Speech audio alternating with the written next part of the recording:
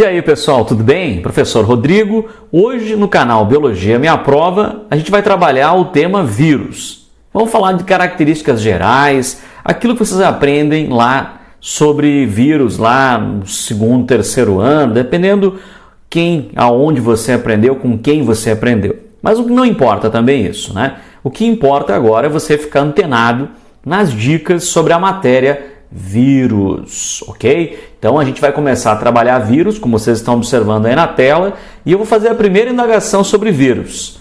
Primeira, lembrem-se dos reinos: reino Monera, reino protista ou protoctista, reino metáfita, reino metazoa, reino fungi. Em algum momento nós incluiremos os vírus em alguns desses reinos? Não, exatamente não. Por quê? Porque vírus não estão enquadrados como seres celulares. Logo, nós não vamos classificar vírus em procariontes ou eucariontes.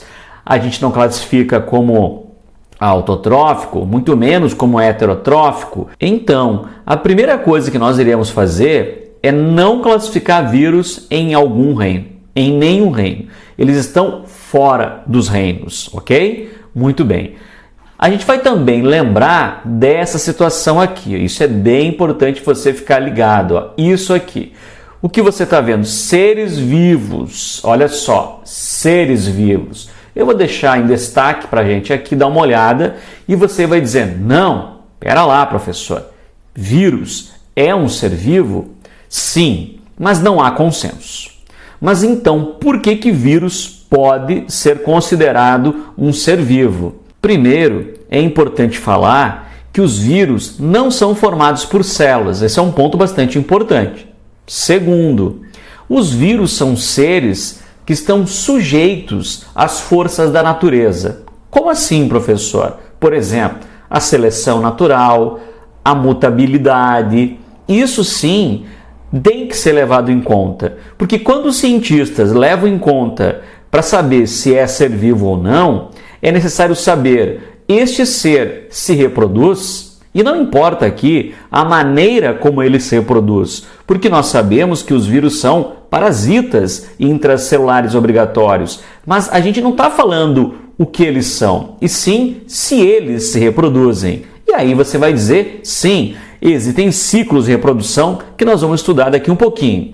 Muito bem. Outra situação, eles sofrem ação do meio, por exemplo, mutações, eles mudam o seu material genético? Sim, e com grande intensidade. Então, basicamente, sobre esses dois aspectos que nós acabamos de mencionar, é que alguns, e uma grande parte, na verdade, dos cientistas consideram vírus como ser vivo com algumas particularidades, beleza? Muito bem. Então, nós já comentamos, vamos mencionar mais uma vez, que eles são acelulares. Ou seja, não são dotados de células, não têm membrana, não têm núcleo, eles não têm organelas, não são procariontes, não são eucariontes, não são autotróficos, não são heterotróficos e não têm reino. Muito bem? Ok. Outra situação extremamente importante é essa aqui, ó. Eles são ametabólicos, não têm metabolismo. O que é metabolismo, pessoal? A gente vai dividir essa palavra em duas palavras que eu vou mostrar para vocês agora. A primeira, anabolismo. O que significa a palavra anabolismo? Anabolismo significa os fatos, as ações de construção. Como assim de construção? Quando se pega um aminoácido mais vários, você tem uma proteína. Então, você está fazendo uma síntese, uma construção. Isso é anabolismo.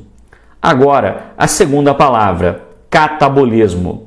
Catabolismo significa as reações de quebra, de degradação. Vamos pegar o mesmo exemplo? Agora temos uma proteína. Se a gente quebrar essa proteína com uma enzima, por exemplo, uma pepsina, vamos imaginar assim no nosso estômago, ou uma tripsina no intestino delgado, eu volto a ter aminoácidos. E essas duas palavras, anabolismo e catabolismo, juntas formam uma chamada metabolismo.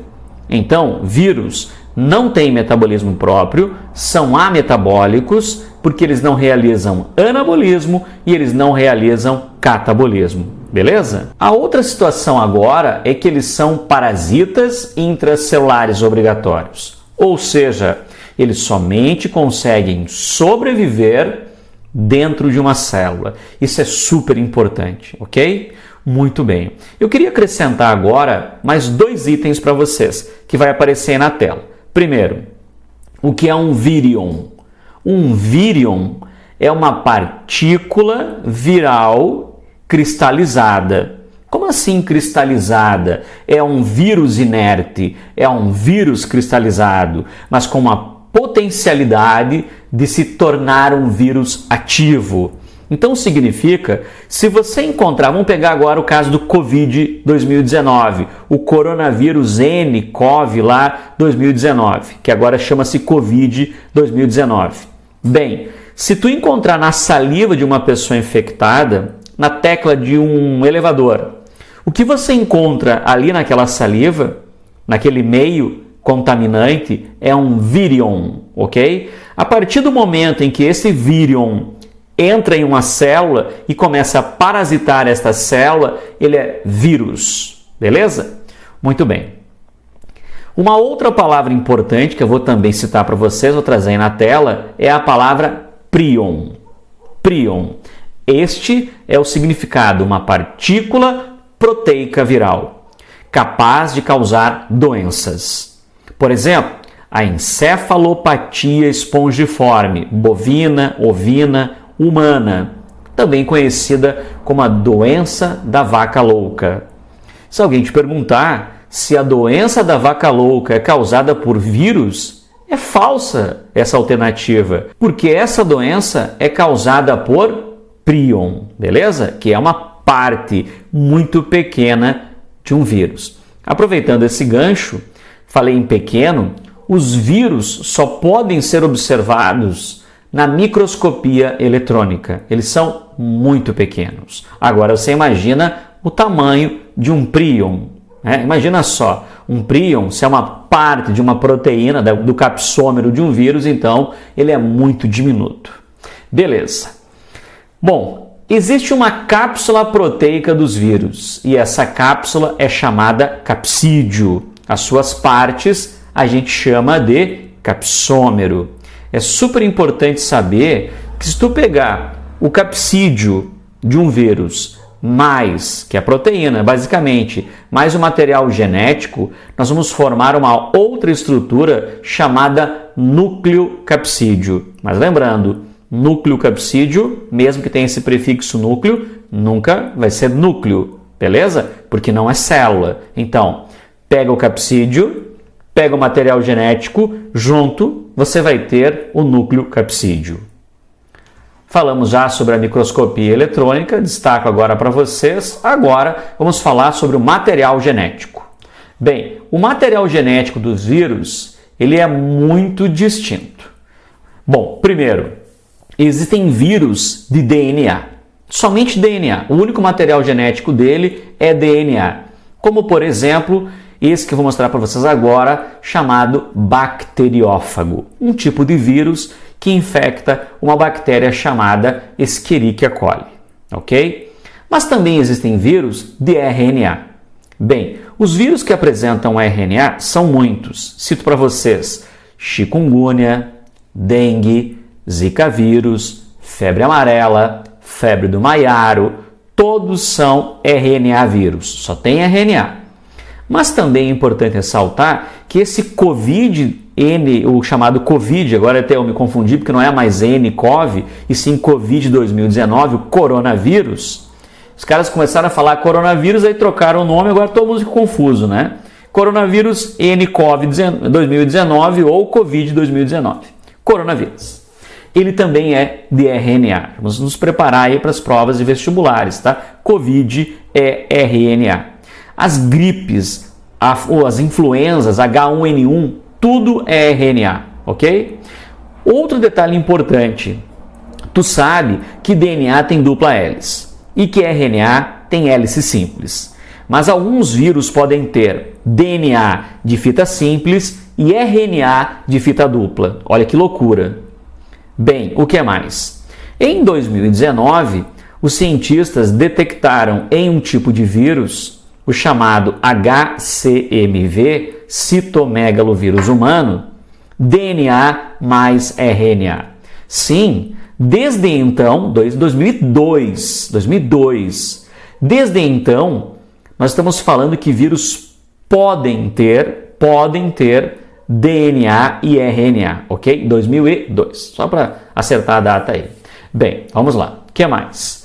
Os vírus infectam todos os tipos de seres vivos. Eles infectam vegetais, animais, fungos, protistas, bactérias. Ninguém escapa da infecção viral. Obviamente que eu também cito agora para vocês uma outra característica: especificidade. Bem, os vírus são altamente específicos, só infectam aquele tipo de célula. Aí tu vai dizer, mas professor, como que o Covid-2019 veio provavelmente de um animal, um molusco, um mamífero, um réptil, por exemplo, lá na China, e infectou humanos? Sim, como os vírus sofrem várias mutações, eles não se furtam em fazer algumas modificações e infectar outros seres vivos. Por exemplo, infectava um animal, um réptil, infectava um mamífero, por exemplo, infectava um outro mamífero, o homem. Então, essas mudanças possibilitam essas novas infecções. E isso é justificado por aquilo que eu acabei de falar para vocês, ou melhor, no início da minha gravação, da nossa aula, que eles sofrem ação da natureza, que eles mutam-se, que eles sofrem mudanças no seu material genético. Bem, primeira parte da aula, vamos lá, continuando a segunda parte da aula. Agora, nós vamos falar sobre os vírus que podem ser envelopados e vírus não envelopados. Isso é super importante, nós vamos destacar aqui agora. Bem, veja que aqui eu tenho um vírus, vou dar um destaque para vocês aqui, ó. Aqui tem um vírus, nesse meu destaque aqui, aí está o nosso vírus, e ele é um vírus não envelopado. Vai dizer, mas como assim, professor, envelope? Você agora vai dar uma olhada nesse outro vírus que eu também vou fazer um destaque aqui.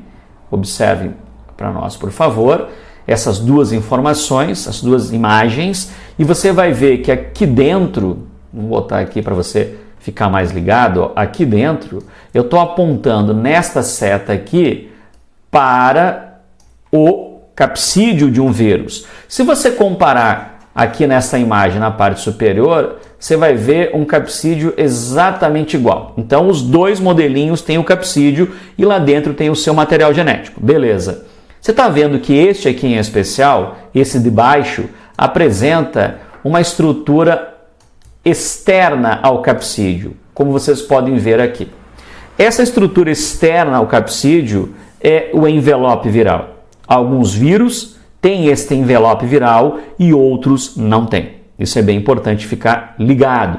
Existem vírus envelopados e vírus não envelopados. Bem, esse é um fato importante que nós então prosseguimos, porque vários tipos de vírus, por exemplo, vírus gripais, são envelopados. Esse vírus aí, o Covid-2019, pelo que se está falando até agora, porque não saíram muitas informações ainda, ele é um vírus envelopado, ok? Porque os vírus de influenza são vírus envelopados. A gente tem que esperar um pouco mais para chegar a essa conclusão, mas muito provavelmente ele é um vírus envelopado. Bem, vamos à nossa próxima informação, que aqui está.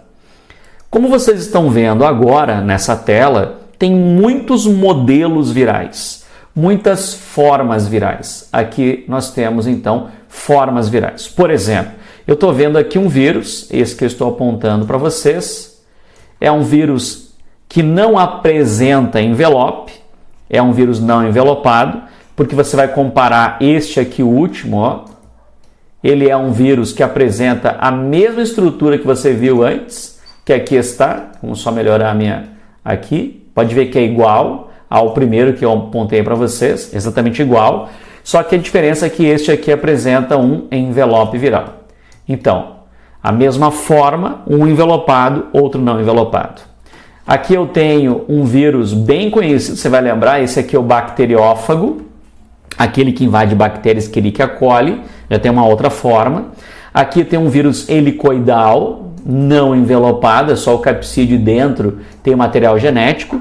E aqui embaixo eu tenho um vírus também helicoidal, igual aquele que eu mostrei para vocês, em hélice, ok? Mas que é um vírus envelopado. Então estou mostrando aqui basicamente vírus, alguns modelinhos de vírus envelopados e não, e as formas. Mas isso não se resume, esses modelos não se resumem a todos os modelos virais. Tem muitos outros tipos de modelos virais, ok? Muito bem, vamos à nossa próxima informação. Agora, nós vamos falar sobre a reprodução dos vírus. Deve estar muito curioso, né, em saber como é que os vírus se reproduzem. E a gente não pode dizer que a reprodução ela é sexuada ou assexuada. Não, não existe esse conceito, essa aplicação para vírus, ok? Não é assexuado ou sexuado, são ciclos virais. Basicamente, nós vamos observar então aqui nesse modelo, um modelo de um bacteriófago, como vocês podem observar. Aqui nós temos o vírus, o bacteriófago, ok? Bem, veja que esse vírus agora está aqui, vai parasitar esta célula, ele vai colocar aqui ó, em vermelho o material genético dele, nesta célula, isso é bem importante ficar ciente, e você está vendo que dentro desta célula agora está ocorrendo a montagem, a produção, a biossíntese das novas cópias virais. E essa linha de montagem vai cada vez ficando mais elaborada e os modelinhos, as cópias virais ficam cada vez mais prontas. E você está observando agora, ao final desse ciclo, que os vírus, as cópias estão saindo. E mais importante, estão causando, olha só, uma lise, uma quebra, um rompimento da célula parasitada. Um rompimento da célula parasitada. Então, tu chama isso de ciclo lítico. Lítico com lise. Bem, mas se agora você pegar esta célula a partir deste ciclo aqui, ok? Vejam, lá está o material genético do vírus inserido no genoma da bactéria.